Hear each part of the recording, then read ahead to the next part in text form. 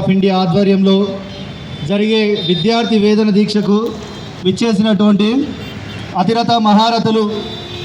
BC intellectuals forum మాజీ IAS చిరంజీవులు గారికి, అదేవిధంగా V3 ఛానల్ అధినేత విశ్వంబర పేపర్ అధినేత అయినటువంటి కాచం సత్యనారాయణ గుప్తా గారికి, అదేవిధంగా ఈ సమావేశానికి విచ్చేసినటువంటి బ్లూ ఇండియా పార్టీ అధినేత బొంగు ప్రసాద్ గౌడ్ గారికి, social justice party of India జాతీయ అధ్యక్షులు చామకూర రాజగౌడ్ గారికి, తెలంగాణ ఇన్ఛార్జ్ కేవీ గౌడ్ గారికి, అదేవిధంగా ఇక్కడ విచ్చేసినటువంటి వివిధ నాయకులకు హృదయపూర్వక ధన్యవాదాలు తెలుపుతూ, ఈరోజు ఈ సభకు నిర్వహించడానికి ముఖ్య ఉద్దేశం తెలంగాణ కాంగ్రెస్ ప్రభుత్వం తీసుకొచ్చినటువంటి జీవో నెంబర్ 7 ఏదైతే ఉందో, ఈ యొక్క విద్యలో పేద విద్యార్థులైనటువంటి బడుగు బలహీన వర్గాలకు దూరం చేయడమే లక్ష్యంగా వాళ్ళ యొక్క ఈ జీవో నెంబర్ 7 తీసుకొచ్చి, అదేవిధంగా 2004లో UPA 1 ప్రభుత్వంలో కామన్ మినిమం ప్రోగ్రాంలో ఫీ రీయింబర్స్మెంట్ యొక్క స్కీమ్ను తీసుకొచ్చి ఆ యొక్క ప్రభుత్వాన్ని, నేటి యొక్క కాంగ్రెస్ ప్రభుత్వం ఫ్రీ రీయింబర్స్మెంట్ పేద విద్యార్థులకు అందకుండా చేసినటువంటి ఈ యొక్క ప్రభుత్వాన్ని మనం ప్రజల్లో ఎండగడుతూ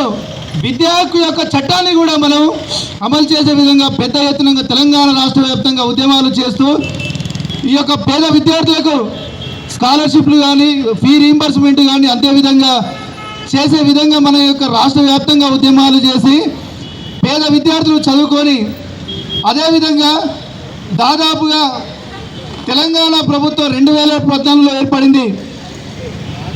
KG to PG వరకు ఉచిత విద్య లక్ష్యంగా వాళ్ళు తీసుకొచ్చినటువంటి ఈ లక్ష్యం, కానీ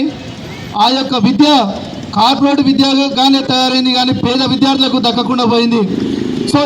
దాదాపు రాష్ట్రంలో ఎన్నో సమస్యలు ఉన్నాయి. ఈ విధంగా చెప్పుకుంటూ పోతే దాదాపుగా 2023లో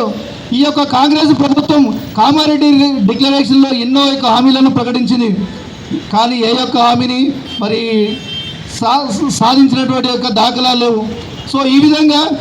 మనం కాంగ్రెస్ ప్రభుత్వం చేసినటువంటి ఈ యొక్క దుర్వినియోగాన్ని ప్రజల్లో ఎండగడుతూ మనం దాదాపు రాష్ట్ర వ్యాప్తంగా అన్ని రకాల యొక్క ప్రజలను